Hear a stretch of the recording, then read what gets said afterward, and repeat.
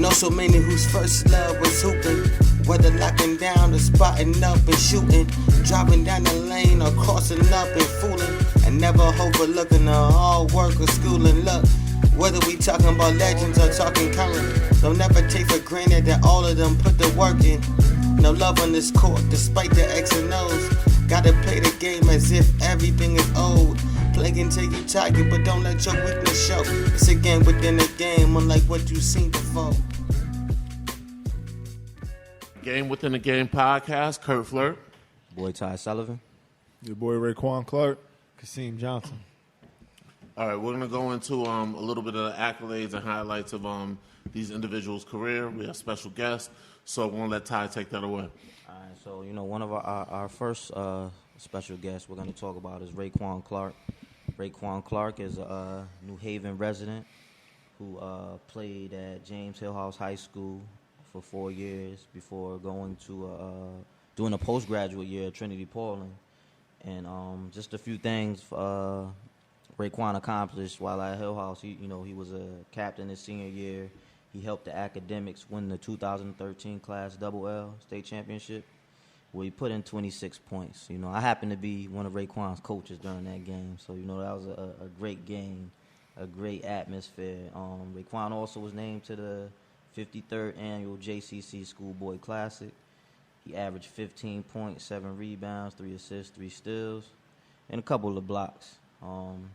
He also was all SEC, 2-time New Haven Register All-Area Selection, All SEC Ham and Acid Division, son of my man D. Wayne and Miss Shantae. But I'm gonna let Raquan pretty much tell us, about his journey through high school, through postgraduate, and at LIU Brooklyn. So Raquan, just walk us through your journey and some of the things you went through along the way. So at Hillhouse, I was actually supposed to go to Cross, and then I was gonna end up going to Hampton High, but it didn't work out for me, so I ended up having to stay at Hillhouse. And it's crazy because I was telling my mom, I was like, Mom, I do not want to go to Hillhouse. I was crying and all that. She's like, man, you can't keep missing days at school, so I ended up having to just go to Hillhouse. And then Top spotted me out in the cafeteria, and then from there, it just, I just started, that's when I became part of House family. So who's Top? Renard Sutton, Coach Renard Sutton. Right, we know him as Coach Top, though. Right. We got to get these names Renard right. Sutton, he's the head coach of James Hillhouse High School basketball. Cool. So, I didn't play varsity my freshman year until the end of the season, but then the sophomore year, we had a good season. We didn't end up. We made it to the state championship. We ended up losing. We lost in the state championship and the SEC. And then my junior year, we came back, won the SEC championship and won the state championship. I think I got MVP of both games, I believe, the SEC championship and the state championship. They're just a grind with Hillhouse. We worked out a lot, a lot of running, a lot of just teaching us how to play the game, especially with my guy, Coach Ty. He teaching us the plays and all that. And then we have my guy, Kaseem Johnson. I worked out a lot with him. I used to always tell him I didn't want to work out in the post and all that, but that post work, it got me a lot of points. After Hillhouse, I went to prep school, Trinity Portland, St. Paul, New York. It kind of came easy for me because playing at Hillhouse, a lot of great players there, play hard, play defense. Going against a lot of great talent at Hillhouse, it just prepared me for my prep school year. I would say the only difference was it wasn't co-ed, so it being just an all-boys school, it was easy for me to transition because it wasn't I believe in co-ed schools you be having to impress girls or it's always a guy trying to impress somebody. So being that it was just an all-boys school, it was easy for me to transition, and it just made the transition easy. I could say the only thing that was different. It helped me learn how to, my timing. Time management? Yeah, my time management it helped me a lot. It prepared me a lot for college because at Hillhouse, we didn't really have, start school at 7, we get out at 2, but I'm in class from all the way from 7 to 2. But at prep school, I have a class probably at say like 8 a.m. Then I'm not having another class until 2. But I'm probably only taking like 2 classes on a Monday, and I'm probably taking 1 class or 3 classes on a Wednesday or a Thursday. So that prepared me for college. My prep school year, I think I made first team or NEPSAC. I think it was AA. Made first team. We lost in the semifinals. And then what happened after that? I try to email every coach in America my tapes, my draft, talking about my game and all that. I probably heard back from only 2 teams, University of Miami and Stanford University, but they both told me they didn't have any spots for me, so I was kind of like stuck. But then a coach that we had played a team, the opposing coach, he had reached out to me and asked me did I have any schools, and I was like, no, I don't. So he got me in contact with LIU Brooklyn, and I ended up going there. We went on there for an unofficial visit. I went there. I'll say the visit was okay. Like, as far as me playing basketball, it was all right. I probably was trying to do certain things I wasn't good at the time. But the kid that they had there that they had offered, I was killing him. So that's why I didn't understand why I didn't get offered. So then they told me I would be coming on as a preferred walk-on. And at the time, I didn't know what that was. So I called my mom, telling her, like, yeah, Mom, I'm about to go to school and all that. So me and her happy, but then I called Coach Top, Renard Sutton, and I told him, and then he broke it down to me what a walk-on was. And then, like, I remember I telling him I just started crying, like, because I didn't know what I was going to do. I was going to have to pay for school and all that. So I called my mom back again. I told her she paid the first year for me. I'd get the scholarship the next year. So I go to LIU. It was tough, I ain't going to lie, the first year, because, like, me coming from Hillhouse and me playing from my sophomore, senior year, I probably rarely sat the bench. So me sitting the bench that entire year at LIU was tough. It hurt me a lot, but I just got through it. Staying in the gym, probably watching extra film with my coaches, and getting up a lot of shots, staying in the weight room, that prepared me for the next year. So I want to say, like, around December and January of my freshman year, that's when I started to get a lot better, and the coaches realized it. And sophomore year, that's when I got my scholarship.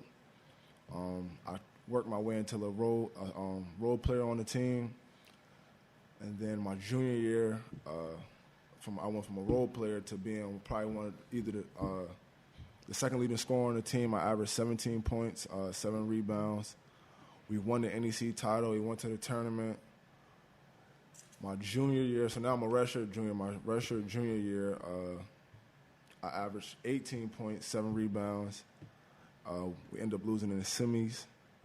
And then my redshirt senior year, I averaged 20 points, 7 rebounds, and we lost in the semis again. And accolades I had at the school, all-time leading scorer, 2,000-point scorer. That's major right there. You know, we're sitting with an individual who led his university in scoring. He has he's the all-time leader in scoring at LIU Brooklyn. That's an amazing feat for somebody, you know, especially for kids that come from where we come from, New Haven, Connecticut. He can sit down in somebody's living room and say, you know, I grew up where you grew up. I went to college. I earned a scholarship, and I was the all-time leading scorer at the university I played basketball at. Like, that's something a lot of people can't say. That's facts. Facts. So it makes me proud as a former coach. It makes me proud as a New Haven resident and as a Hillhouse alumni. You know, so kudos to Raquan for accomplishing those things. Appreciate that. Facts. All right. So our other guest speaker that we had, man, one of my good friends, my good personal friends, my brother. You know, we go a long way. Back from my playing days at Hillhouse, he was a young guy. He used to carry my bags. You know, but You got that in there. Proudly. I'll get into that. Proudly. My main man, Kaseem Johnson. Kaseem Johnson was a 2004 graduate of Hillhouse High School. Went on to prep school. Was it Northfield? Cheshire Academy. He went to Cheshire Academy. for a postgraduate year, and then went on to Rhode Island College in Rhode Island, where he was a hell of a player at Rick. He did everything from guarding 1 through 5 to, grabbing rebounds, scoring points. He was all Little East defensive team. He made he's got a number of accolades at Rick, and came back to his high school, Hillhouse High School, and coached with us, and put in a lot of work, put in a lot of years, and helped the development of a lot of our young players, man, and definitely a pillar in our community for years, man. I don't think he gets enough credit. So that's another reason why we want to have him on this platform, man, to give a guy like himself his roses, because he's definitely deserving of it. And gonna let Kaseem kind of take it from here and just talk about his journey as a player at the high school level to the postgraduate. He even had some experience on a pro, semi-pro level, and then getting into coaching. So I'll let Kaseem take it from there. Thank you all. First and foremost, appreciate you guys having me. Definitely No an problem. honor to be No on problem. your show. I listen to a lot of podcasts forever, so just to be introduced and invited, that's definitely an honor. I thank you, brothers, for that. Mm-hmm. So yeah, just talked about my the high school career. My background, like academics was number one. Like my mother didn't play that. Like she could care less about a basketball. It was definitely, Jamaican mother, single mother, 3 kids, and in New Haven, she made it clear that academics was going to be number one. So academics ended up becoming easy for me. At Hillhouse High School, like it was one of the the better academic high schools, but academics was came pretty well for me. I did well academically, and then athletically I did solid. I'm not a Tyrese Sullivan, I'm not a Raquan Clark, but I think I did pretty solid, like average, like 13 and 12 my senior year. Didn't have the high school career that in retrospect that I think that I wanted, but that's one of the reasons why I came back and dedicated my time to a kid like Raquan, because I know how it feels not to maximize your potential. And, that still, sticks with me to this day. Did a year at Cheshire Academy. That was pretty easy because, again, when you play at Hillhouse High School, playing against, whether it's the guys that's in your gym, whether it was like Keith Cothran, Beefy, Antoine Smalls, or guys like Tyrese that come back home, my older brother Canum comes back home, Donnell Alec, rest in peace, or it's even guys from around the way. Like, you just prepping your groom for a high level of basketball. So I want to say it wasn't, it was a little while ago, so that was 2005. It was class, I want to say B. I want to say it was C. I'm not sure. But, we played against pretty tough teams, the South Kents, the St. Thomas Moores. So we had a pretty solid season. After that season, I felt like I was a low level, like a Division II player. Didn't get the schools that I wanted. Actually, my 2 friends were already at Rhode Island College. And it's a funny story. The guy, Jack Perry, who recruited me to come to Rhode Island College, when I got to college 2 days later, he took the head coaching job at Raquan School, LIU Brooklyn. So the guy who recruited me, I got to campus. We didn't have a coach for the first month of school. Wow. Then ended up having Bob Walsh, who's a hell of a coach. He was an assistant at Providence College. He ended up taking the head coaching job. Ended up turning our program around, but I started as a freshman. I was all rookie team, all conference second team, junior and senior year. But definitely had some bumps in the road going to college. Just maturity. I'm the last child. So a lot of, I have a very supportive family, so a lot of things weren't on me. A lot of things I would do vicariously, or I would do, immaturely, irresponsibly, and I would have like that support system to fall back on. So it was a lot of times I got suspended. I think one team I probably played against once, because every year I got suspended. Wow. Whether it was not going to class, whether it was just BS that I got into on campus. And just to speak about that, college, it was a jump, because again, it was the first time I was on my own. I wasn't getting yelled at to get up. I wasn't getting told anything. It was like just you're here, and you're expected to do X, Y, and Z. You know, and it was maturity, like, you know, being a man, being a young man. Athletically, we had a hell of a time. After my first year, we were inconsistent, so I wanted to transfer. I want, like, you know what? I got friends like Beef Coffrin, Lamont Omer, play with a lot of guys. I'm like, you know what? Like, I play with these guys, so it's like I can play. I feel like I'm a scholarship player at some level. But I stuck it out, came back. We made the Elite Eight my sophomore year. We lost in the Elite Eight to Amherst. Amherst is a powerhouse Division III school. Lost in my sophomore year. Junior year lost in the NCAA tournament. Senior year lost in the NCAA tournament.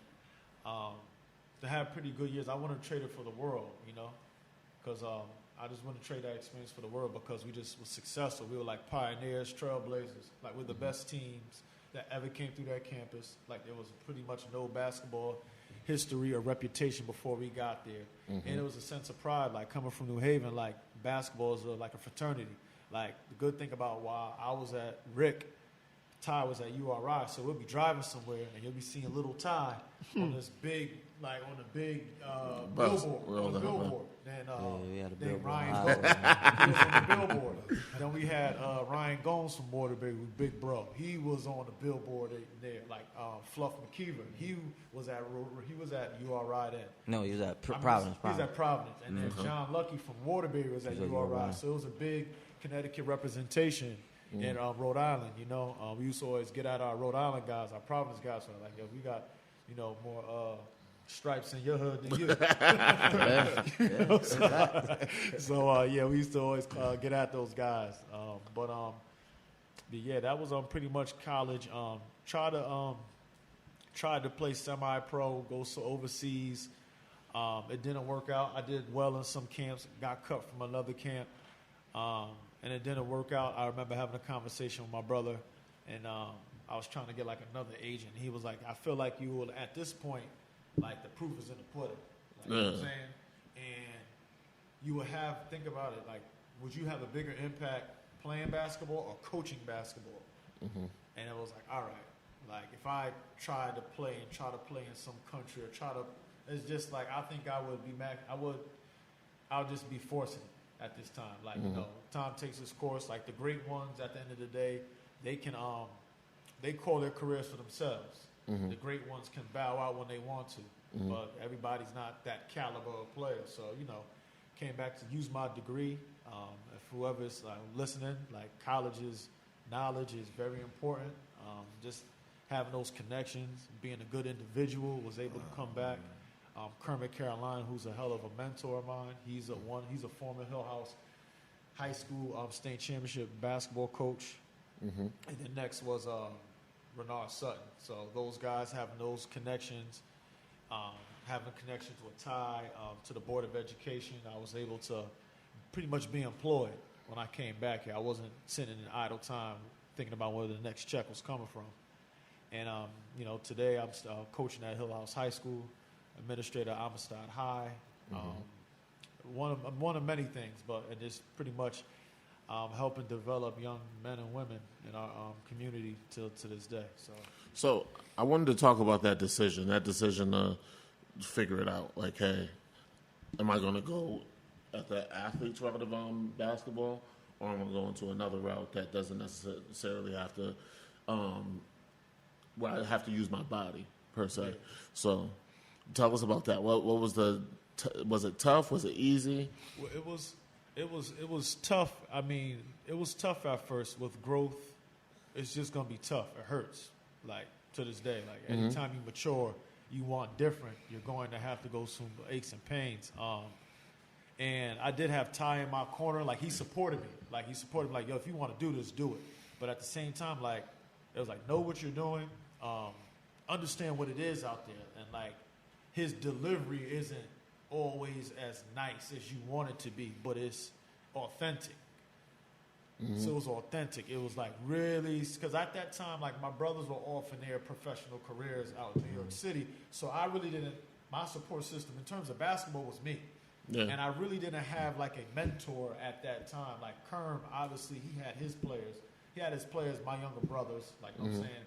But in terms of like me having like someone that I can call on, like in my situation then and there, I didn't have that. So that kind of like how that situation kind of formed when I started coaching at Hillhouse retired, because I was still trying to play and I was still coaching. And he was like, yo, like practice at this time, like yo, you kind of like you forcing it right now, like you know. And it was just, and it wasn't, and I knew he had my best interest. And it didn't materialize, and it was more so reality check, and we'll talk about that later on. Like a lot of our kids have a false sense of reality in their perceptions. Like, I'm glad these cell phones weren't out when I was in school. Like, I'm glad it was just a sidekick. Yeah. Like, it wasn't highlight reel tapes and DMs. We talked about that last week. I'm glad it wasn't there, because he was my sense of reality. Like, just the result was a sense of reality. Like, you know what I'm saying? And that made the decision for me. We talk about this a lot on this podcast, about that sense of community. I think the sense of community can actually have you go left or have you go right. You understand what I'm saying? And it seems like just within the Hillhouse community or the New Haven community, I've been out here for like 10 years, but y'all have a basketball community where y'all can check each other. You understand what I'm saying? Like, there's a little competition, but people are pulled aside from this community. Like, let me give it to you real. This is what I experienced. This is what's going on, and I can see that from the lineage of basketball players y'all churn out. That not only in like the coaching realm, but in pro athletics, training, etc. All these different areas, I think New Haven is actually at the forefront within the state at, providing to the basketball community, because y'all have a dope-ass community within yourselves. So I think that's understated. I was talking to a homie about this from Stanford. I was like, that's what we need to create. We need to create that community that's able to, mentor. Yeah, the athletes. And like I said, not to speak too much on it, but me and Kaseem, we had a lot of, he just like made me remember some of the stuff we used to talk about when we were both young coaches, and just telling them, look, man, like this might be the calling for you. You can really impact a lot of young lives. We had to grow up a lot sooner than a lot of other people. Raquan, how old are you right now? 25. He's 25. 23, I was coaching. I had to jump right into adulthood, and my life, it was a certain level of seriousness I had to, like I said, I couldn't party and do a lot of the other things that 23-year-olds were doing, because now I'm responsible for 15 to 45 young men day in and day out. But we'll get back to that stuff a little later. But the reason we're here and what we're dedicating this show to is the city of New Haven. We want to talk about the legends of the city of New Haven, some of the top players that we've played against, that we've just competed against throughout our years. And it was Kurt's idea to come up with this format of having two people from different generations come on and talk about some of the better players in the state, in the city. And then, something we'll do in other episodes is talk about different cities. I think that's real cool, man. It's a cool concept. And I'm ready for this. Just to let y'all know, these guys have just pulled out their cell phones with lists. So these are well thought out lists right now. And this is gonna light up every barbershop in the city right now. So let's go. What do we start off with? Let's start off with Raquan first. Let's give us one. What, the top 10 players? Yeah, give us one. All right, so we talking my area, career-wise. Whoever, man. This is no filter, man. This is how you feel, man. And look, I'm not including myself. He's trying to put the caveat in there so we don't get the... When we go online, Raquan, there's going to be guys in your comments going... It's not concluding myself, because I'll put myself... It'll be die line. I'm going to just do the top 10 list, but excluding myself from it. So, all right, do your thing, There's man. going to be dudes who feel like how you feel about yourself. So I think... No pressure. Career-wise, I got to give it to Tremont Waters. Okay. I'm going to go with him. Yep. Wait. Go one at a time. All right, bet. Give us one. Well, with Tremont, obviously, he's on my list too. But he had Tremont. I'm gonna go with OG Super John Williams. That played for the ABA New Jersey Nets name is in the rafters. So I had to think about, because when you guys said best players, I'm thinking about high school, college, and if they went to the pros. So he checks all three. Yeah. So it was Super John. That's exactly why I went with Vermont. Yeah, and I always I always put up there like, yo, when we're thinking about these lists, it's the best player you played against. You know what I mean? Like, because if you ask Lou Alcindor, he'll say Earl Manigault. He never made it to the NBA, right? These are we want to give, you know what I mean, flowers, right? To those individuals that, you know what I mean, play ball. You know what I mean? When you stepped on the court, you was like, fuck, I got to guard this dude. You know what I mean? Nah, man, it's but That's why again, it's only 10. so that's why it's only 10. Because, yeah, we can go down the list. We could do 20. Right. But the thing about it is these are the dudes that stood out the most to you. And we got 3 different perspectives. So. When we saying New Haven, we're not saying Hamden or nothing. We talking strictly New Haven, baby. New Haven. Okay. And excuse me, that's Super John Williamson. I think I said Williams. It's Williamson. Well, you know, y'all know where I'm going. my man, Bobby Moore. Absolutely. I don't care what anybody says. Absolutely. Bobby Moore is the best player I've ever played against in my life. He's one of the best players I've ever seen with my own 2 eyes.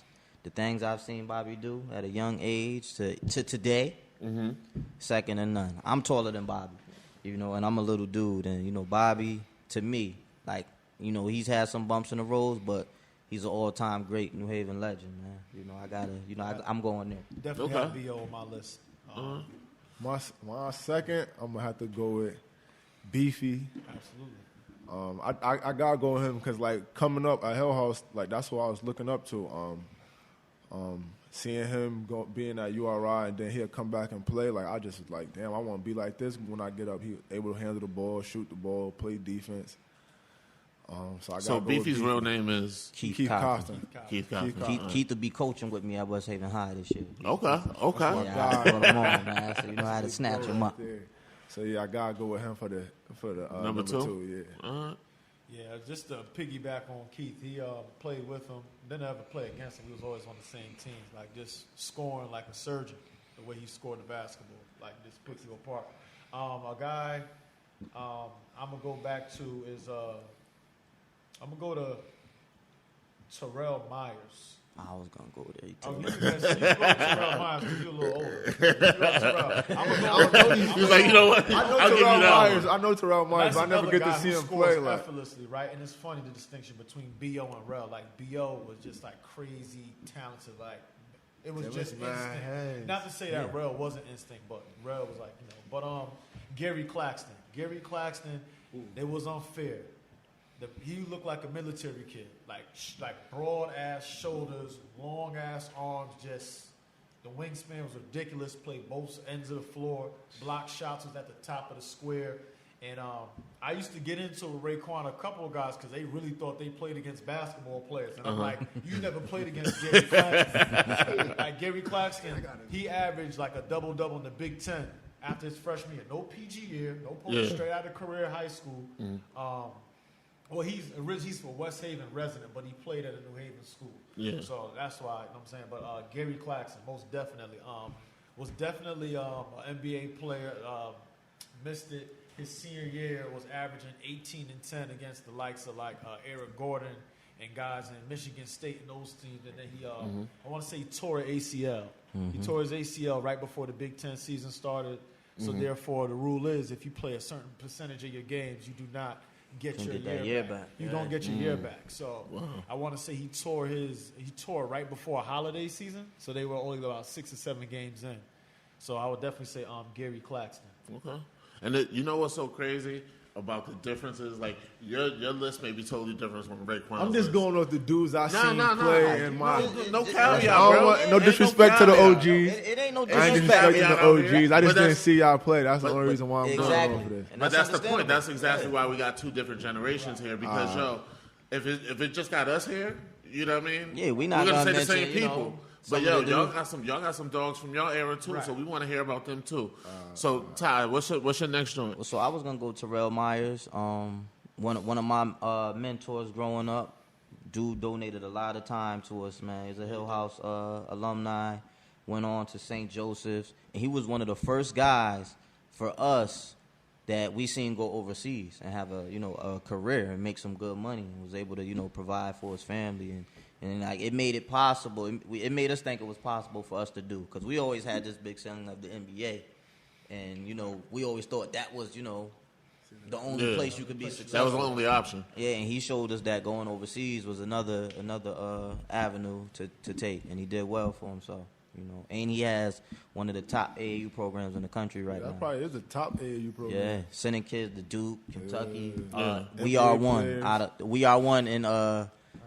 Delaware. There's a one couple here NBA too, players but that's too. not the one. It's the one in Delaware, right? The one in Delaware.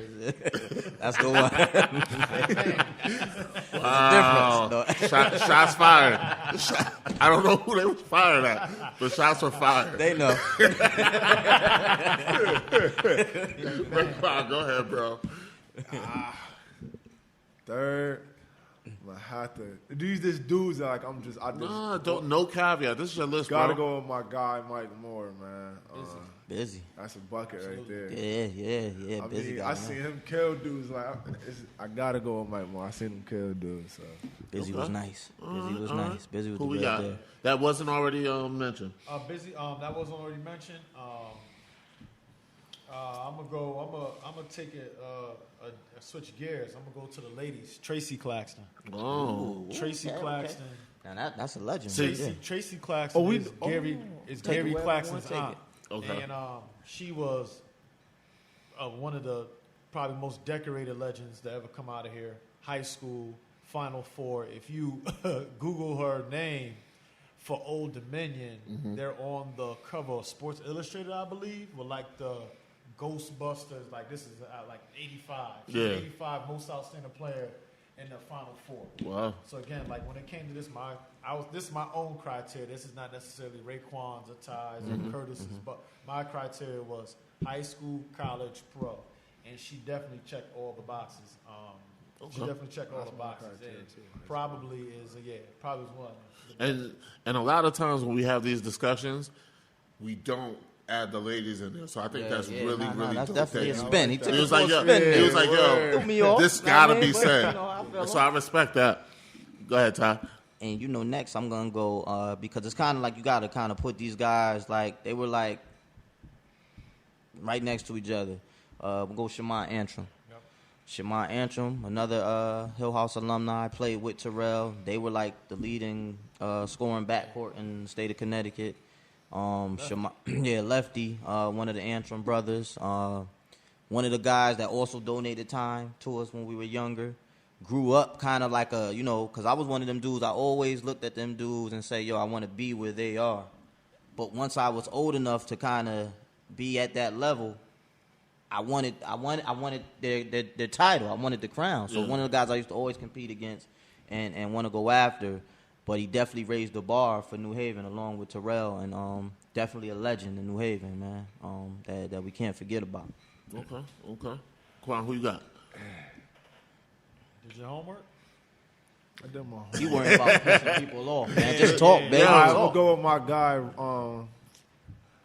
my big bro, Robert McKeever. Okay. He scored 50 in college. Well, I think he averaged 23 in college. So or put up something. some numbers at So- Houston, yeah. He was He, definitely he had a first he team had this a year. he had a good career, so I gotta go with him for the next one. What's that? I did 4 so far. Yes, sir. So I'm going with him for that number 4. All right. Yeah, Who because you you got? started off, yeah. So yeah. Me, who do I have in the family affair? The son of Super John Williamson, Mo Williamson. He's a assistant coach now at our crosstown rival. Doing a really good job over there. Mo holds the all-time points in the game. I think it was 71 at Cross. And for those who are listening, Cross was your Mount Verde Academy. Cross was your Oak Hill Academy. Like, they went everywhere and beat whoever. I heard he did it without a 3-point line too. Yeah, I want to say that. I want to say it might have been without a 3-point line. I believe so. That's what I heard. Because I've heard the stories too. I was telling you that it was with a 3-point. Oh, it was with a 3-point line. He ain't that old. I I'm guess. about to say, because the older you are, the longer the walk to school was. So I'm like, telling me if he yeah. thought Earl would have had a 3-point line, he could have scored 100. Absolutely. Oh yeah, Earl Kelly. That's what he is. Yeah, and the crazy thing is I played against both of those guys when I came out here, and I was like, they're older, and they're still getting it in. So I'm like, just to imagine. 3-point line or not, 71 points is That's a a hell tough of a feat. feat. Yeah. And then after high school, he went to play on with Shaq. Down at LSU, he was the 2-guard down there with Shaq and Chris Jackson. And Chris Jackson was Mahmoud Abdul Rauf. Yeah. Big Stanley Roberts. He was playing on those big LSU teams. So definitely Mo Williamson. Okay. My next guy I'm gonna go with. So my list is off guys that impacted my life and my development. And I didn't necessarily play against a lot of these guys, but they impacted me in a way and motivated me to want to be better. So my next guy is Troy Bradford. Yep. Troy Bradford played at he was at Hampton Hall, transferred over to Wilbercross his last year. Played with Rob's father, Fluff's father, Ron Moy at Wilbercross. I want to play with Mo too. Yeah, Mo was a young guy, I believe, on Mo that was team. not Yeah, young. went on to play at Fairfield University. Threw up crazy numbers. Like Troy's a little guard, 5'10". Like he introduced me to the pull-up jumper. And Troy's also the guy that Coach said, Cat Hasman, we talked about him last week. Troy put a lot of work in with us when we were young, came to the gym, worked out with us. He also, pumped that confidence in us to not fear anyone, to go at whoever you're playing. And I watched him at the pro-ams, man, throw up numbers, man. And he's just one of them guys, I always respect. I'll respect his hustle. He put a lot of work with the AAU, got kids in school. As a mom and pop, like a small AAU program, playing against heavyweights. So he's definitely a New Haven legend. All right. Q, who you got? So for my fifth, I gotta probably go with my guy. Trying to make sure I'm not missing somebody. before I Just put go. him Stop down. being scared. No, I'm not. You I'm got just the trying to list make right in sure. front of you. No, I didn't He's do like, the yo, list. if I say this one, I'm going to piss You this just person got a off, DM. I'm gonna say You this. just got a list. I DM ain't like, do the yo. list. From your list, man. I'm gonna have to go with Freddie Wilson. I'll say it, probably Freddie Wilson. My freshman year, seeing him, I seen Beefy and Mike Moore, but I seen Freddie Wilson probably was the first person I seen that was probably 6'3", that can handle the ball the way he can, shoot the ball the way he can, and the way he got people involved and all that was just amazing to me. So like how Ty say he's doing how people impact the community. I'm just going off people how I that impact me to want to do something or help me with my game. So I gotta go with Freddie Wilson. Yeah. Yeah. All right, respect. And a note about Fred. Fred was the only, him and Boatwright from UConn were the only point guards that went straight from public high schools into the Big East. Freddie went to Seton Hall, out of Hillhouse High School. No prep school, nothing. Straight from graduation to Seton Hall, man. And, What year was that? This was 2011. This is my first year coaching. 2011. 2010, 2011. Yeah. All right, go ahead, bro. My next person is another person that gives back to the community a whole lot. Former NBA player, Theron Mays. I was gonna go there next. Oh, Okay. okay. Do your thing. No. You know what, That's all right. I can keep going. You know what I mean? Theron, schoolboy player of the year. If you don't know, it's a conversation for another day. But a lot of times when it comes to these Gatorade players of the year, they don't come from inner city high schools. Another person I was going to talk about, Bria Holmes, who's also another player on my list. I remember, there was a girl from, I want to say, Laurelton Hall or Beacon Academy. And it's no disrespect to that young lady and no disrespect to the other people, but come on, Bria Holmes is a pro, is a WNBA pro. She went to West Virginia. And again, for you to be like Mike Moore was a schoolboy player of the year out of the hood, Hillhouse High School, Theron Mays. And I said that's a hell of a feat because when it comes to these Gatorade players of the year, you can check them all 50 states. They don't come from inner city high schools. They either come from private schools, they come from Catholic schools. Well, they probably come from inner city high schools, but they play because that's the thing about it. Our talent is always taken from our communities. Yeah, it's a lot Right? of dudes Trinity from Catholic. CT that leave and you don't Yeah. even know. They end Right. up, you like, oh, he's from CT. That, Yeah. we were just Right. talking about that in the gym, how it'd be a lot of kids Like a Donovan that Mitchell. be from, I didn't even know he was from CT. He's not from the hood, but he's from a CT Greenwood, guy. yeah. Yeah, But but I think it goes back to like when basketball was when they started letting, you know what I mean, Integrate? when it started getting integrated. So now we're gonna take these kids that actually gonna, you know what I mean, enhance our hood, enhance our city, and we're gonna bring them into colonizing. That's all it is. No, that's taking exactly away, what it taking is. away our resources, But no, taking away that's our exactly what resources, it is, and but- monetizing off it. That's all it is. But we talked about it with Ty. Ty's like, who would you rather have coach your team, coach your child? The individual that's going to give you that D1 look, that's going to give you that pro experience, or have him stay in the hood, you know what I mean, and tough it out. Right. But I'm like, I understand both sides, but I'm like, we need more individuals to stay in our public schools. Absolutely. We need more individuals to, after they're done with basketball, come back and teach it.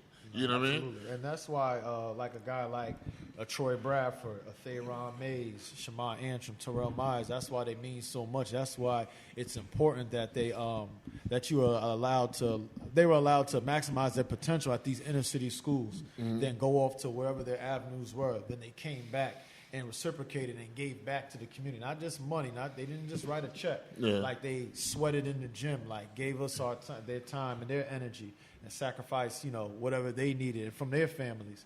And that's why, like I said a guy like Theron Mays, just quickly with his accolades so we can get on to the next person.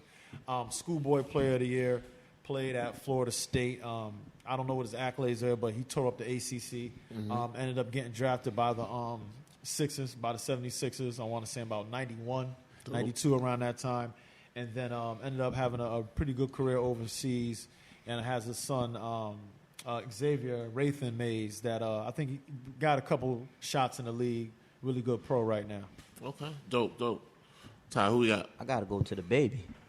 The baby, Earl Kelly, baby, Earl Kelly. Now I've never seen Earl Kelly play other than some UConn YouTube clips at UConn, but the stories. He's like the New Haven basketball Jesus. You know, like to the community, like, and he's a legend. If you listen to your old heads and people, your grandparents, and they talk about high school basketball in New Haven, they talk about Bob Salisbury and they talk about Earl Kelly. Salisbury was his coach, but Earl Kelly was the player, and he comes from the Kelly family, family of 10 kids. Earl led the nation in scoring in '82, numerous championships with Wilbur Cross. No three-point line. Like, They say I was like 39. yeah, look, if it was a three-point line, he'd be getting 60, 70 points a game. Range unlimited. Yeah. Step in the gym, he's shooting. And if you step on the court with him today, he'll still outshoot you. I was just about to say that. Like I played against him in a pickup game maybe like 6-7 years ago. Anytime he shept you, Said, didn't he? yo. Above the rim, Tommy Shep. Tommy Shep, yeah, that's exactly what it was. Yeah. He had like, sweatpants on. Yeah. Pulling up from like the half court line.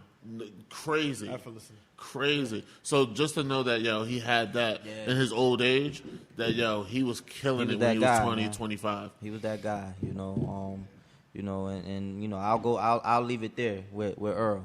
So we back on Ray Diddy. I'm gonna say we can stay with somebody that You guys can say already whatever said. you wanna Alright, so say, I'm gonna bro. go with my guy Bobby Moore. Okay. He just a killer, like Ty said.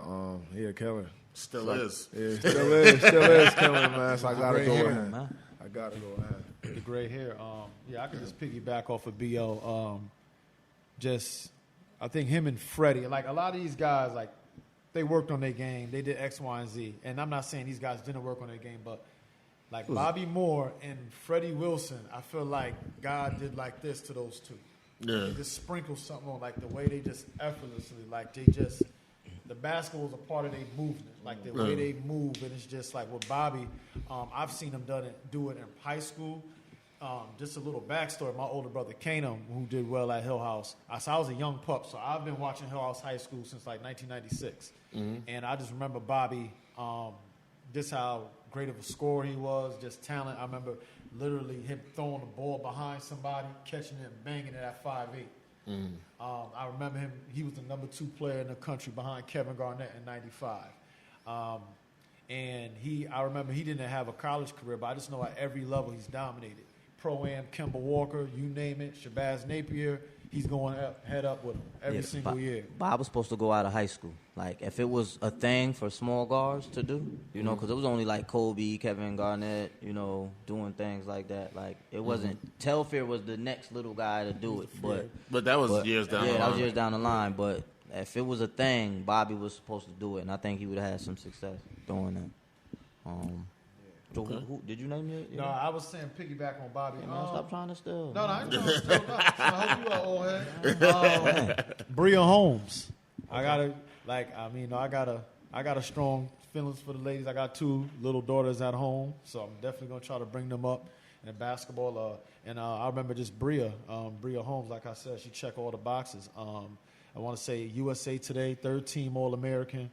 Like I said, out of the hood high school, out of James Hillhouse High School, 480 Sherman Parkway.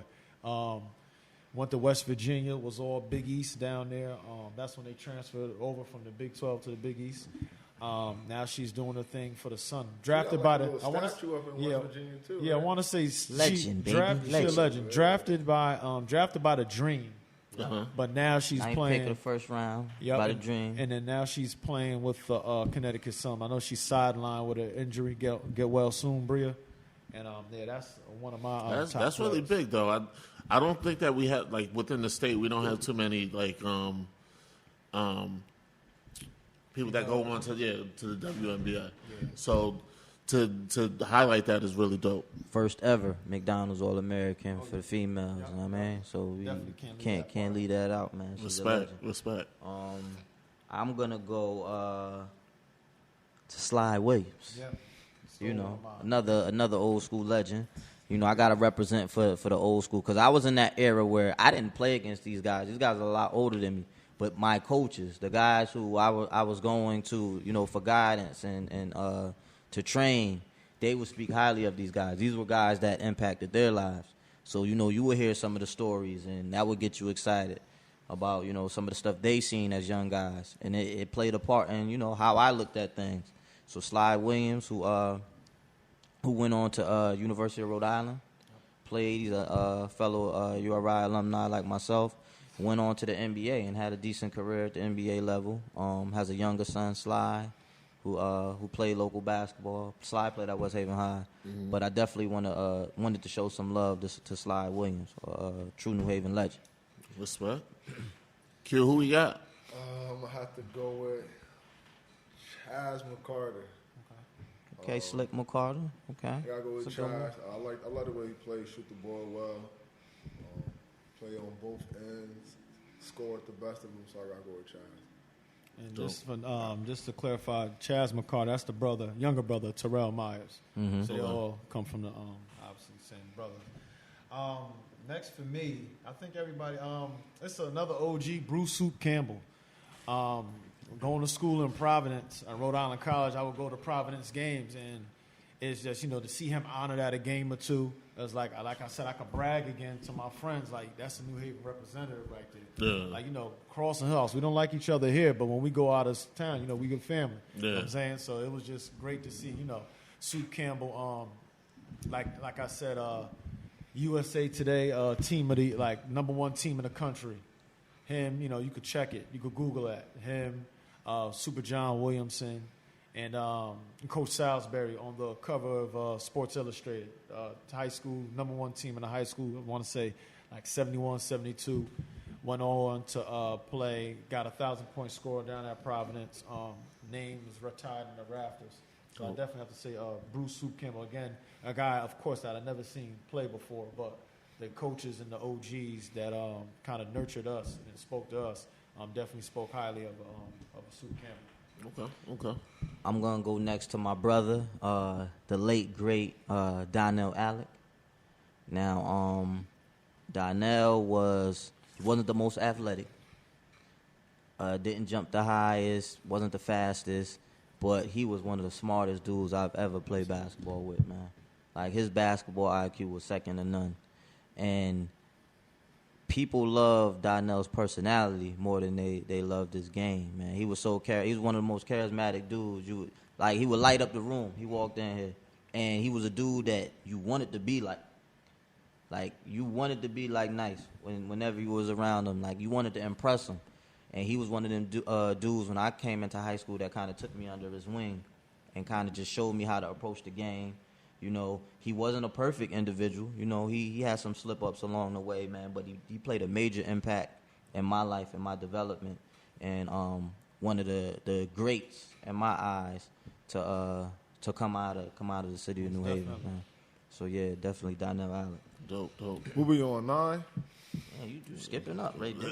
Wait, I'm trying to see what we on, 9. Raquan, listen, the pressure getting to Raquan. He want this to be over. He want to talk about his pro contract now. He don't want to. I said, Because You said whatever's in your notes, Freddie. Raquan. I don't got no. This all off. Because I'm thinking Freddie. Then I said B.O. 7. You So said we at Slick McCartney. You said Chaz. I said so Chaz. we at 8. We at We 8. at 8. So you got 2 we at more. 8. because I'm looking at it like I'm thinking from your like Now I was looking at your the era. question. I'm looking at the question. Yeah, I'm Yeah. doing my era. Your era. I'm looking at like Tavon. I'm looking at. Oh, I was about to change I'm looking the game, at. Kurt. Don't Yeah, mess up the game. Right, you know what I mean? I'm So trying to say, I'm like, damn, like these guys ain't come up. But go ahead. I'm gonna have That's to what go makes with. it so hard, bro. I know. Matter of fact. We're going to go honorable mention, too, after this. Yeah. Okay. Look, so I'm gonna do 8 and 9. Okay. Because I can't put one over the other. I'm gonna go 8. One can either be 8 or 9, or the other person could be 9. But I'm gonna have to go with Bobby Bynum or Andre Anderson, just off of because them dudes is just straight winners. Like no matter what Those it my was, guys right there. no matter what it was or what was going on, the objective for them was always to win, and that's what they did a lot. I probably think they lost about 5 games out of their entire high school career in basketball, or probably less than that. Two kids that I seen like sacrifice things at a young age and were okay with it. It's hard to find a teenager to really sacrifice some stuff and do it organically, like where you're not making them. Like these dudes, like really sacrifice like numbers for the sake of winning. Like, you know, I agree with that. So Andre Anderson and Bobby Bynum. We adopted him, but it's my man, the late great T.J. Mathis. T.J. was just. we putting TJ in Hampton or New Haven? Like I said, we adopted him in New Haven. Like I'm saying. Well, you know what? And that's another thing. Is, Yeah, it's kinda, kinda- we gonna say TJ for another episode when we do the Hamden thing because that's just it's gonna wait. Does it's gonna Hamden? create I don't know. Does Hamden have enough for? I think they do. Scott Burrell, Jerome Gold. I don't think they have enough for Tobin. all of us to have a top 10, but we can go over some top players. Okay, because we're gonna bring Hamden guys in. I'm thinking about bringing 1,000 in and bringing in a younger dude from. Because I've always grouped. I always mama. grouped New Haven with West Haven and Hamden. Nah, you can't do that. I'm man. just New Haven saying is that's New what I've Haven, always man. done since I've been here. But go ahead.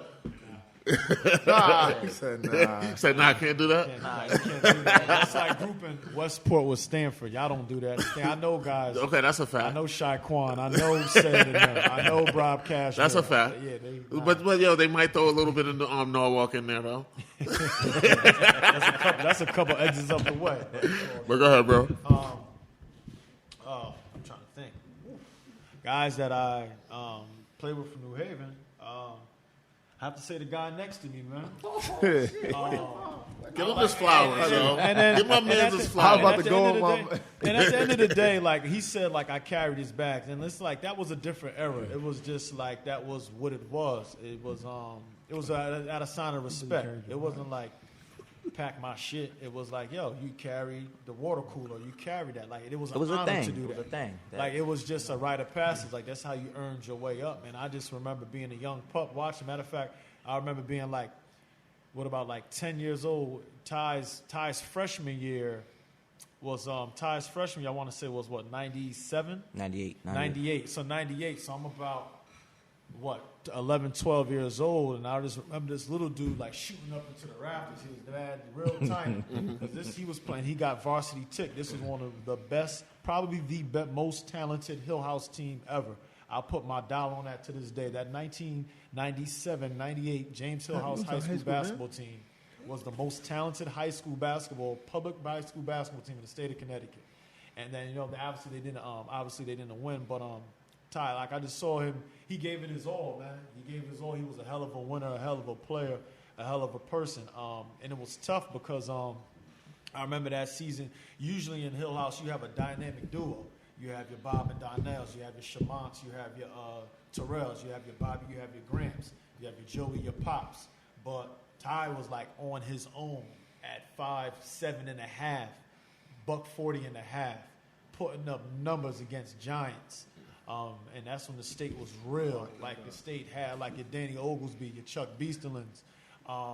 I can go on for names like major Division I players, and he was doing it real at a tiny, like a real small size, just putting up numbers. I think 25 plus, back to back, first team All States, whatever accolade, McDonald's All American nominee, whatever accolade you could think about, he got it at 5'7".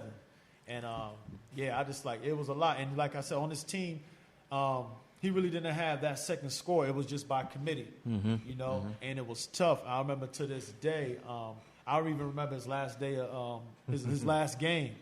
And I felt it was like that's when I kind of understood what it was like to be a leader and like the effect of basketball. And it was like his last game, like he kind of played by himself. Like something happened, and we played against that great Warren Harding Bridgeport team. If you remember Warren Harding, they brought waves at you. They brought 5 in, 5 out. They pressed. All them dudes was thoroughbred hybrids. Yeah, that was our rival in our conference. Yeah, and I remember Ty gave it his all. And like I said, man, he's definitely one of the greatest players I've ever seen and definitely played with. Appreciate that, man. Thanks, man. I appreciate that. I'm about to cry, man. Yeah, man. Man. Look, man, just for me, I always, because I don't talk about myself much, man. I just feel like you're not supposed to. The people are supposed to do that for you, when you leave an impact. But my thing was just to go out every day. I had to prove something, being a small guy, and even that, like, taller guys don't want to respect it. When you're a little dude, and like they like still like, nah, man, we ain't hearing that. You get 20, like, nah, you're a little dude. So I've always had to kind of claw and fight, to get the respect, but. After I received it, man, I was like, what do I do with this platform? My platform was to not have people overlook the way, I was amongst some of the peers and some of the people in New Haven. So I always put the Freddie Wilsons on, the Tavon Allens on. And, when I had that platform and I had that power to make some moves, I put these younger guys up front because OGs didn't want to move out the way. Dudes played till they was 40. We be playing against like the top New York teams. I'm in college, bro. I'm a college athlete in the Atlantic 10.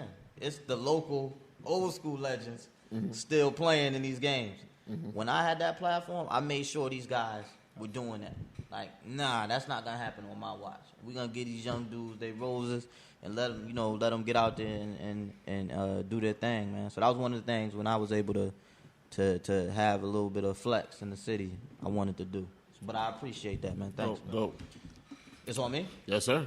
Where was I going to go with it? I was going to go, I got to go with my main man, Joey Kasperzik, man. Yeah. Joey Kasperzik, We talked man. about him. Yo, man, look. Because I didn't want to go off everybody's list because some of the names on both of their lists would have come up in my list. Yeah. But I just wanted to kind of just bounce off different things, just move on to the next. And Joey, from the mud, out from the 2-5 area, West Hills, a guy like Raquan, when he first came in, it was just so up and down, man. Like, Raquan was his attitude, getting them to just buy in. Joey, the same thing. And all they ever wanted to do was win and be good. And it was just about us just kind of like working with them and helping them, develop as young men. And Joey's just one of them dudes, man. He's just a gamer, man. Yeah. I haven't coached a kid since he left that was just as fearless and ready for competition, ready for war, as much as he was, man. And he brought us back-to-back state championships. Went on to prep school for a year, then went on to the Division I levels, having a Division I career right now. But one of my favorite dudes, man. I love that dude, man. Talk to him often, communicate with his family still, man. He's one of my favorite dudes, man, that I coach, and he's definitely a young New Haven legend. Okay.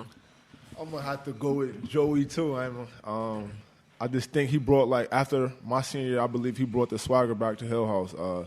The way he played, gritty, tough, play above the rim, and like he said, he's just a winner. So I gotta go with him too.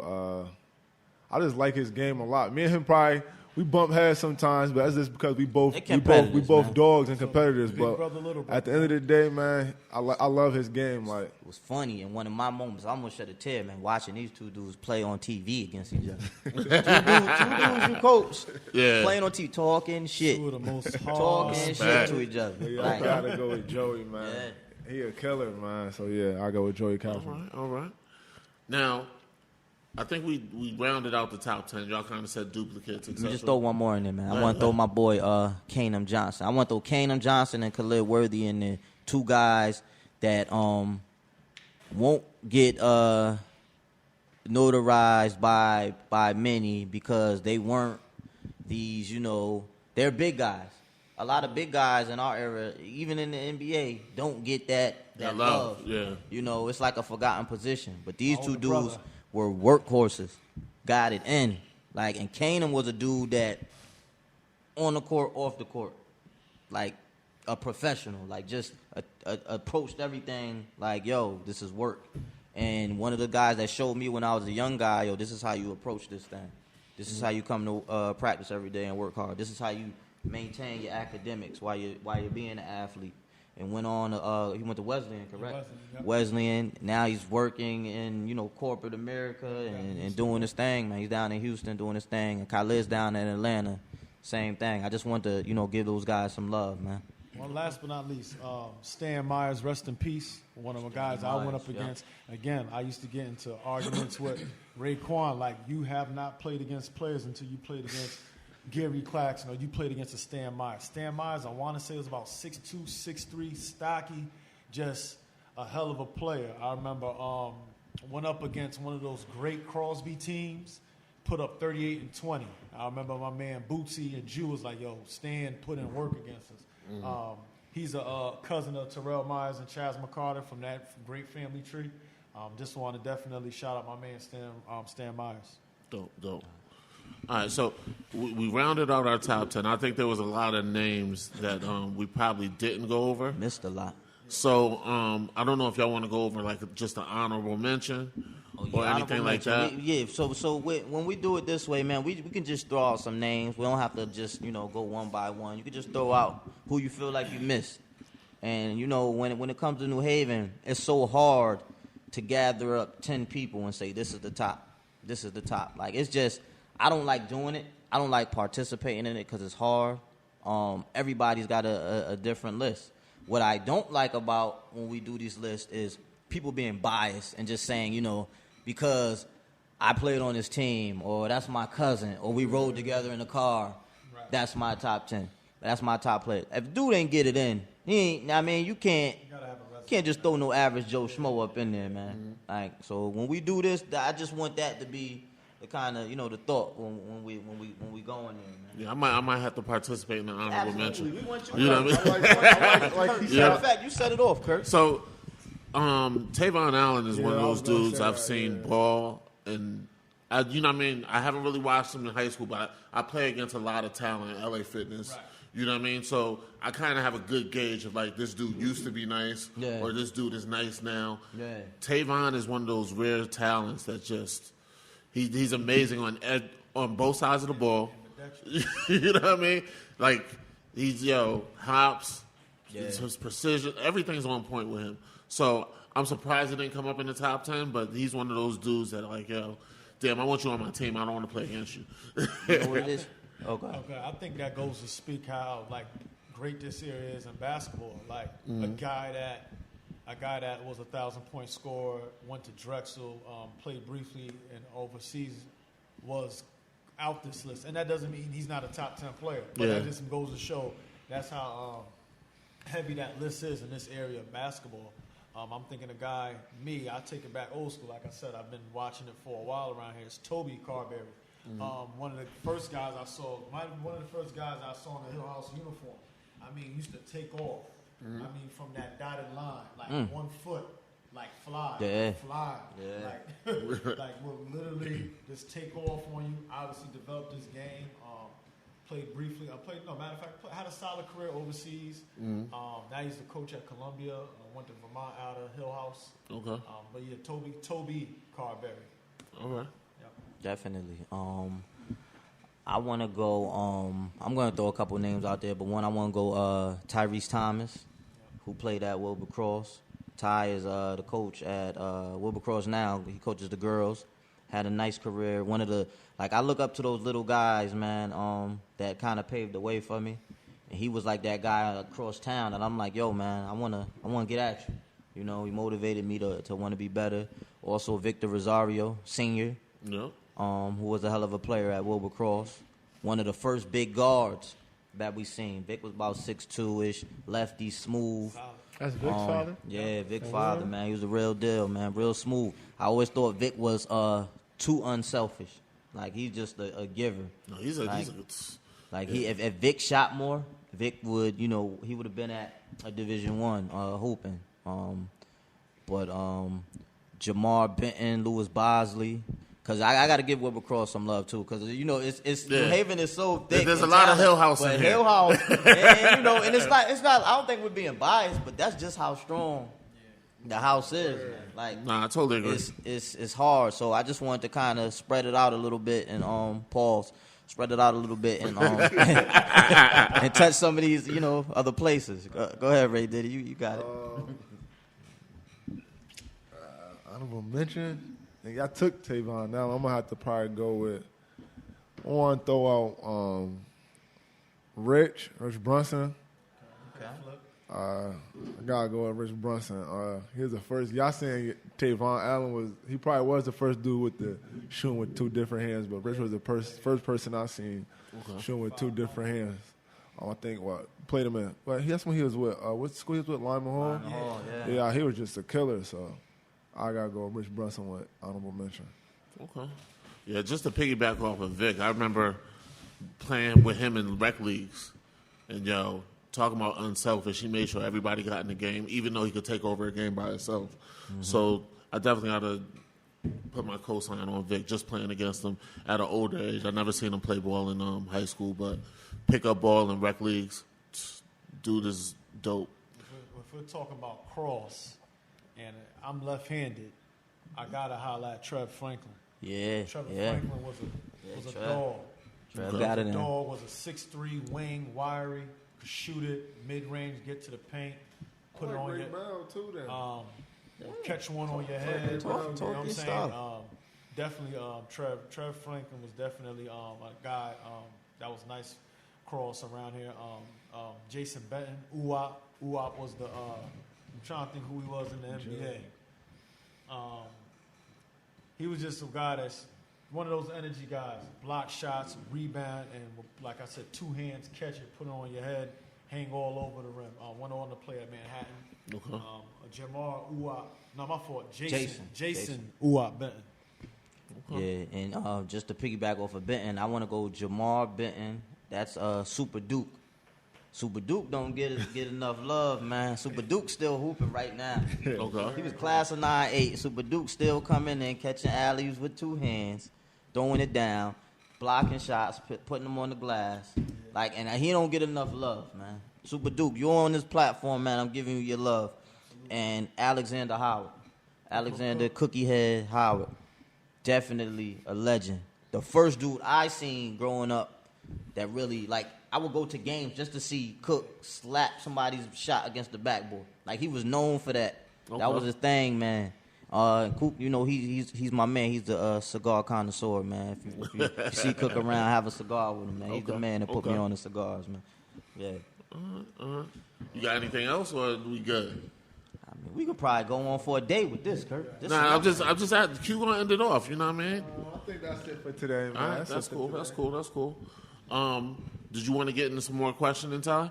Yeah, man. There's some things I wanted to ask these guys while we have them up here, man. There was some questions, that I wanted to throw at both of these guys.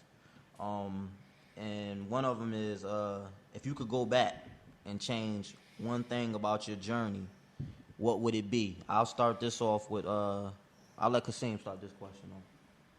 Yeah, most definitely. If I think about my journey, again, one of the reasons why, one, I got back into coaching, two, why it's so rewarding to see a kid like Raquan next to me, to see what he's doing, like, and I'm not going to take the credit for it. I just know, like, you know what, I try to do my best, and I supported him in his journey. One of the things that I would do better, and this would be if it's any kids that's going to end up listening to this, or parents out there that's trying to get their kids through the ranks, is definitely preparation. I did not, like, I played at Hillhouse, right? I was on Connecticut Select. We were a powerhouse when we played. So I played with top-notch competition. But in the summers of my off time, I did not play against top competition. Like, the timeline when I was younger, I would play at Washington Ave. I played as the older dudes. And then when I got introduced to, like, basketball players, I'd be down at Edgewood or be down at Bassett. But now when it was on me and I didn't have my brother Kanum taking me to these places, I didn't do a good job of preparing and training. I used to play against my friends, no disrespect, but my friends are not Division I basketball players. And no matter what you want to do, you need to put yourself in that arena of people. You need to be in that circle, in that bowl of people. And I was busting my friend's ass, but they're not Division I basketball players. So again, I had that false sense of reality, false perception. Like, okay, I think I'm this, I'm that, and I wasn't, because, you know, I didn't work on my right hand. I didn't work on my ball hand like I should have. It was just like, you know, when the season came around, okay, it was time to hoop. Mm-hmm. And it was just the preparation, like the training, like what you need to do, measuring yourself up. All right, if you want to go to this level of school, what are those guys doing? What high schools do they go to? What's the mechanics? What's the work that they putting in? So it's definitely, if you want to be a shark, you got to swim with the sharks. So, so I got a question with that. If you're that type of individual that wants to play against top-notch talent, what are the places that you go to in New Haven? I think those places, those open gyms, you said you used to play at, you know what I mean, Washington. Yeah, Washington Ave. Or I know a lot of spots aren't there anymore for these young kids. Yeah. So, like, they can't go to that park and get a good run anymore because people aren't really balling like that. What I would do is, as a high school coach, I will do my homework as a parent. Where are the top high school players coming from? Where are they coming from? Who are the people in those gyms? I got to check their resumes. And I got to direct. It's no different than getting a job or trying to apply for the best college. If you want the best college, obviously you got to do your homework, get to the best campuses, the best teachers, the curriculums, financial aid. If you want your kid to be the best player or one of the better players, what programs are producing the better players? Who are those coaches? I need to contact those coaches. I need to see what they do. Because far too often, and I'm pretty sure you guys might have spoke about this, or it could be a conversation for another day, at this time and age, parents are too involved. And I don't mean saying, baby, go, that's a good job. That's not what I'm talking about. I'm talking about in the actual process. And again, that gives kids false sense of reality. And that does not transfer over to the real world. Like, you cannot call John Calipari. I wish you would. I'll bet anybody. Call John Calipari if your son or daughter's not playing. Call Gino Auriemma if your son's not playing. You won't get to him. So, yeah, that's another conversation for another day. But, yeah, I would, like I said, I would follow those AAU programs. I would follow those high school programs. I would see where those guys are, get the blueprint. What are they doing? And a lot of things are on YouTube, too. Like, use this phone to your advantage. Like, it's not for posting highlights. It's looking at mechanics. Who's the player that you think you are? Or who's the player you want to adapt your game after? Okay. Like, you know what I'm saying? Like, use your resources to your advantage to try to kind of like build or help develop your plan for your player. So, and me and you talked about this. My parents weren't super involved in like my basketball process. But what was super like beneficial to me is was the organic basketball culture within my community. So I knew I could I'm from Stanford. I knew I could go to Scousley Park, always get a good run. I just needed to get a ride out there. You understand what I'm saying? I knew I could walk to to Cummings or Cove Sunday mornings, Cummings Saturday afternoons. Like, you know what I mean? I knew these spots were going to be bubbling with basketball talent that were really competing. Now, I think, I don't know if you feel this way, Q, because you're in the younger generation. Yeah. Now, for the younger generation, I'm seeing that, those wells have dried up. Yeah, so it's just like, where do I go to get some organic competition without having to go through the ranks of AAU, go through the ranks of getting to know this coach, trying to get workouts, because that wasn't available to me. Right. And I think that made me a better player because that wasn't so accessible because I had to go get it. Yeah. Right. So I don't know. Like, I don't know, Q, if you want to talk about it, Ty, if y'all want to talk about it, like, what can we do to get, like, this talent pool and create organic opportunities for them to work on their talent? Let you go first on that. I think, like, for it to be, like, us to get better competition, because I think, like, when you, like he said, going to Edgewood is, like, watered down. I remember it was a time when I was, like, in the 8th, 7th grade, like, you couldn't get on the court. Like, they're not letting you play. Now you go down to Edgewood, anybody could get next. Like, anybody could have next. Anybody could. Now you got dudes like normally you picking up dudes because you're trying to win. You got dudes picking up their friends that don't want to play basketball. They're just down there with you. Yeah. So we got if we want the competition to be better, we got to cut all that out. If you ask me. And yeah, it's definitely watered down. And like I said before, we spoke about this different times, man. The competitiveness, man. Yeah. It's like when I was younger, if you were that guy, they couldn't say you were the best in New Haven without having. I couldn't say I was the best in New Haven without having to go see Fluff or having to see somebody else. Like, we had to duke it out, and you would have to come out on top. Like, now it's like just from a 15-second clip, you could say this guy's the top player in the state, and he ain't even been over here to see him. Yeah. Like, and it's like that's what we're gauging it off of, like little mini clips. And I'm not. Social media can be so beneficial to you, but it can also, like Kaseem said, give you just that false reality, like you've done something that you haven't. And it's definitely like I feel like if we had social media as players, for me, like we would be able to be seen by many more coaches. Like, that's the good side of it. But the bad side of it is now you post this stuff, you're in a layup line making layups, and then you get 1,000 likes. Like, now you're thinking you've done something. Mm-hmm. You're not applying that against anybody. You're not playing against guys better than you or at your level. Like, there's nowhere to play. Yeah. Then there's a invite-only type of thing where, only a certain amount of dudes get to go hoop here or play here. LA Fitness, if you got a membership, you can go play. Like, and anybody can go play. Yeah. Edgewood, when I was young, the only way me and my boy E would get on the court is we were there with Kern. And Kern would have next. And then he would put us on the team. Then they'd be like, yo, who these little dudes out here on the court? We'd make a shot. Now these dudes going, yo, oh, shit. These dudes can hoop. And we kind of earned that. So now when we go down there by ourselves, these dudes like, yo, I got a little man right here. I got a little man right here. And you kind of earned your way. That's how you got better. It made you feel better. It made you feel like you accomplished something. And that's like, that was like one of the first goals as a young kid. Like, kids don't have goals as far as, like, getting better. It's like parents feel like they can pay for that shit now. It's everybody gets a trophy. Yeah, that's whack, man. And it's killing the game. It's killing our talent pool, because now the latest thing is everybody feels like to get on, they have to leave.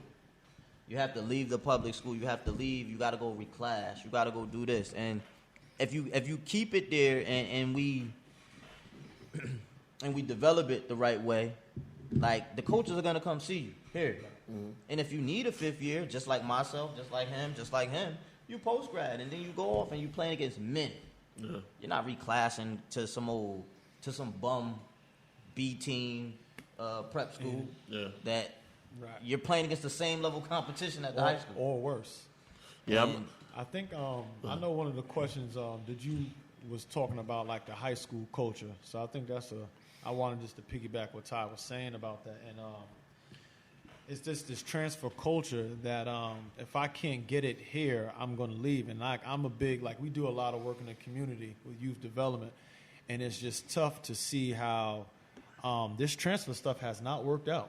Mm-hmm. Like, if you look at the numbers, I'm going to say name. I'm not going to. I don't want anybody to take offense to it, so I'm not going to say the names, but there have been a long list of names, and I'm looking at a guy like I'm glad Raquan's here. He is a prime example. You can get it out the mud. You can go back in Jackie Robinson or whatever your local park is by yourself. Put your cones out and get it out the mud. You don't have to go leave and go one because it waters down the competition because now you're leaving this school. So now it expedites the process for kids who are not supposed to be playing this year. Yeah. And it messes their development up. It stunts your growth because now you're playing against kids in your grade and in the grade behind you that you were better in. And it's not like if you're going to transfer, go to South Kent, go to Mount Verb. Do not go backwards. Yeah. You get what I'm saying? And I see a lot of these guys who just they did not develop, they did not get better because they went backwards. And it was bad advice. It was, again, another false sense of reality. And it doesn't, like I said, it doesn't work like that in the real world, no matter where we are. Like at the end of the day, we're just not in the position where our parents can say something like that. Ain't us. We black. We ain't trust fund babies. Like, you know what I'm saying? So it ain't like I got a dad that's got political representation that can say, okay, put Kaseem here or you're fired. Absolutely not. You have to pull yourself up by the bootstraps, like, you know what I'm saying, and get it. And again, that's the reason why, like I said, our competition is down. It's the transfer culture. It's the social media culture. It's this everybody gets a trophy culture. It's this, and it's like it's a great thing because when me and Ty were coming up, there was a vacancy of parents, like in the stands, right? Parents probably had to work 2 jobs, or parents just wasn't at the games. But now you have not only mommy and daddy, but you got the stepdad, stepmama being there. But I feel like there just needs to be some guidelines and some barriers drawn. Yeah. You know what I'm saying? Yeah, because I look at it like, I think you're totally right. As far as the culture, transfer culture, etc., all of that is on the uptick. But what's on the downtick is actually the involvement of, like, quote-unquote OGs within the culture. A lot of people are doing exactly what you're talking about with the kids. They're you know what I mean, benefiting off of basketball, making a better life for themselves, and then they're not necessarily coming back to those communities. Call it for what it is, Kurt. It's colonizing, Kurt. You know exactly what it is. It's colonizing. But it is what it is. It's just like, you're making a better life for yourself, but what are you actually, you know what I mean, pouring into your community that actually made you? And you know what I mean, I could be guilty of that too within my home state, it's my home city. So I think that's what needs to be addressed also. Like, it's kudos to y'all too to come back and just, like, you know what I mean, hold it down within your communities. But think about all those people that you play with that aren't necessarily doing those same things. Yeah, it's a lot of OGs that kind of drop the ball as far as giving back. And giving back, when we say giving back, man, you don't have to give back money. I mean, time, just a small conversation, just walking in the gym and just dropping some jewels on a young guy is enough. But a question I wanted to ask Raquan was, what advice would you give a young up-and-coming basketball player, you know, who looks at you as a role model and wants to be where you are today? What would you tell him? The most important thing, you got to stand in the gym, got to be a gym rat. It's your life. Like, you got to do this out of 7 days out of the week. You got to do this probably 6 days to 7 days a week. You got to train probably 8 hours out of the day. You got to live, sleep, eat basketball. It really has to be life. Yeah, like it's not you like when you can't be half foot in and half foot out. Like, both feet got to be all the way into this. Y'all asked the question, what I wish I could have did differently if I could have. Probably, like, I was always a hard worker, but I didn't know how to work. Like, listening, like, KJ telling me when I was younger, I didn't think being in a post would help me, but that's just another expansion to my game, like me being able to post up, my back to the basket or facing up. I ended up going to college, and I killed with my back to the basket or me facing up with some dudes, like either having a smaller guy on me or a bigger guy on me. A smaller guy on me, I had the advantage to just keep my back to the basket and use my strength. For bigger guy, I'm able to just face up on him and go right by him. So it's just, you just got to know how to work, but also be willing to put the work in. And I just wish I knew how to work, because I always was a hard worker, but I just didn't know how to work.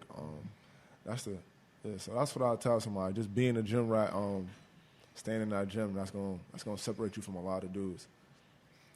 And did that help you outside of basketball too, not just on the basketball court? Yeah. So like once I realized like hard work and it's gonna get you whatever you want in life. So like it just helped me in life, like me just putting my full effort into everything. Like in the classroom came easy for me because I knew if I wanted to play basketball, I had to put my full effort into the classroom. So that was easy. And then with just anything else, you put your full effort into it, and you're going to get what you get out of it from what you're putting into it. Dope. Okay.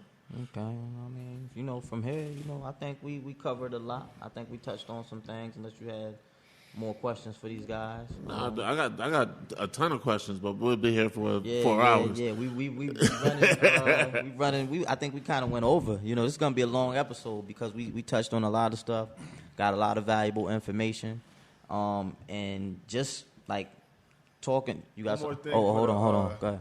To the advice I give for like especially dudes in New Haven, it's okay to not be like everybody else. And it's okay, like, basketball, not even just basketball, with anything in life, like, it's more than just New Haven. I see a lot of dudes, they get caught up in the streets or wanting to be around here impressing everybody else. And it's not like that. Like, it's a whole world out there for you to be great.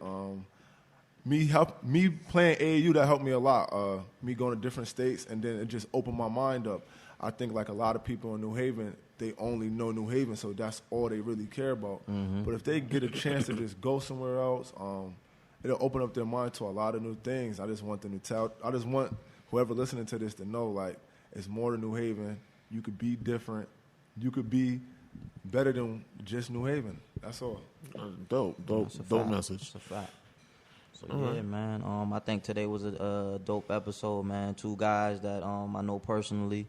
That put a lot of work in, man, and we got some valuable information out of these guys, man, and just looking forward to the next one, man. All right.